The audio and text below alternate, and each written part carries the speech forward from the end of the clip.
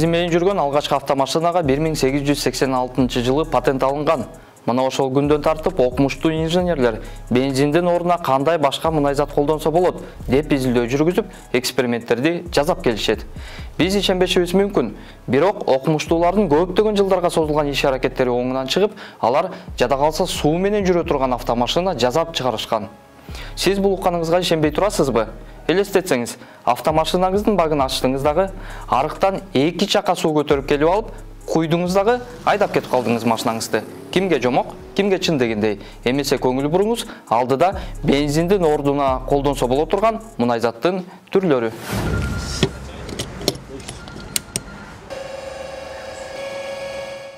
Биринчиден, бензиндин ордуна колдонула турган мунайдын экологиялык таза түрлөрүнүн бири бул биодизель. Башкача айтканда, кадимки эле биз тамак жасаганда колдонула турган суу майдын калдыктары. Бул мунайзатын таптаза бойдон же болбосо дизелге аралаштырып колдонсо болот. Жана эң маанилүү учуру, биодизель коюш үчүн кыймылдаткычка эч кандай өзгөртүү киргизүүнүн кереги жок. Идеянын өзү Рудольф Дизель аттуу инженер окумуштууга таандык. Эми элестетип көрүңүзчү, күн сайын тойкана ашканалардан канчалаган тонна майдын калдыктары чыгат. Эгерде бензиндин ордуна ушуну колдоно турган болсок, канча миллиондогон акчалар үнөм болот эле. Ал эми экологиялык жагынан алып караганда, бензинге салыштырмалуу биодизелдин зыяндуулугу кыйла аз экени аныкталган. Азыркы учурда Америка, Жапония, Бразилия жана ошондой эле айрым Европа мамлекеттеринде бензиндин ордуна биодизель өтө көп эмес өлчөмдө колдонулуп келет. Ал эми Германияда болсо бүгүнкү күнгө карата 800гө чукул биодизель сатылуучу станциялар иштейт.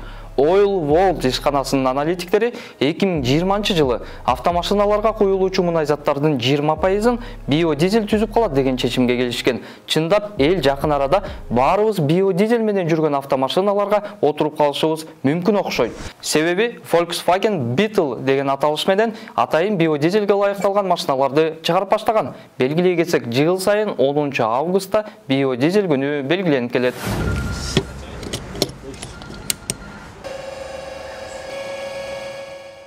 Экинчиден, жаты воздух менен, кыргызча айтканда кысылган аба менен иштеген кыймылдаткыч. Мындай машиналар бир канча ишкананын короосуна чыгарылып келет. Peugeot компаниясы биринчилерден болуп чоң ачылыш жасап, бензин менен жүргөн кыймылдаткычтын жанына кысылган аба менен жүргөн кошумча атайын тетиктерди орнотушкан. Бул француз окумуштууларынын инженерлеринин максаты бензиндин чыгашасын 100-3 литрге чейин кыскартуу. Элестетип атасызбы? 100 километрине 3 гана литр бензин менен жүрөт экенбиз. Ал эми дал ушундай автоунааларды коомчулукка көп сандап чыгаруу эмнегедир кармалып келет. Ким билет, мүмкүн мындай машиналарды келечекте кыргыз инженерлери көп сандап чыгарып калышар.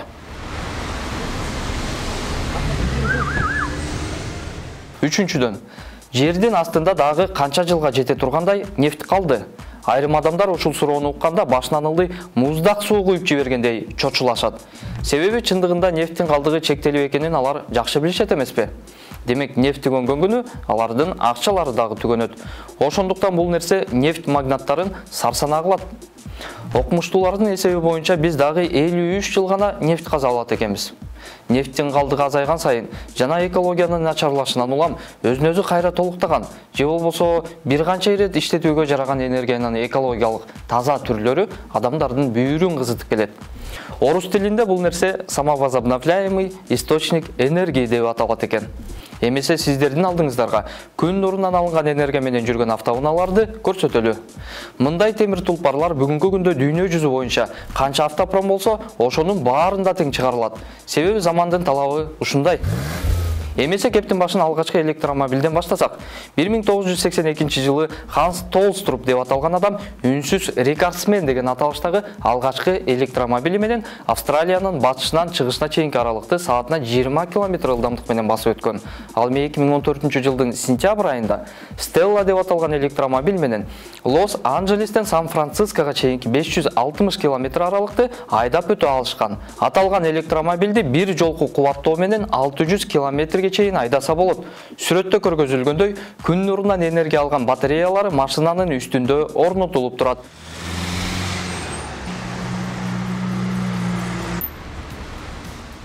Бишкекти жыл сайын кыш мезгилинде каптаган ыш элдин тынчын алып келет. Ал эми эмне себептен Бишкекти ыш каптап жатат деген суроого экологдор баш болуп, өкмөт үйүндө иштеген мамлекеттик кызматкерлер төш болуп, ар кимиси өз пикирин билдиришет. Бирок ким канчалык төш какпасын, акыбал оңолбой эле жыл сайын күчөп баратканын баарыбыз эле байкап турабыз. Ушул себептен улам кыргыз өкмөтүнө электромобилдерге жана гибрид автоунааларына бажы төлөмүн азайтуу же такыр эле алып салуу сунушу 2017-жылы киргизилген.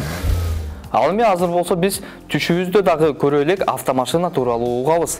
Дегеним суу менен жүргөн автоунаа бензин менен дизелди колдонуу чөнтөгүбүзгө дагы жана экологияга дагы абдан зыян экенин баарыбыз эле билсек керек. Мына ушул себептерден улам генийлер бензин менен дизелдин ордун алмаштыруучу энергиянын эң оптималдуу түрү бул суу экенин аныкташкан. Бүгүнкү күндө водород менен же болбосо кыргызча айтканда суутек менен жүргөн автомашиналарды бир канча ири компаниялар чыгарып келишет. Мисалы атагы таш жарган BMW Гидроген 7 үлгүсүндөгү автоунаа. Бул жоргонун кыймылдаткычы бензин менен дагы жана ошол эле маалда водород менен дагы иштей алат. Эгерде суутек менен 300 км жүрсө, бензинге которуп койсоңуз 480 км чейин жүгүрүп берет экен.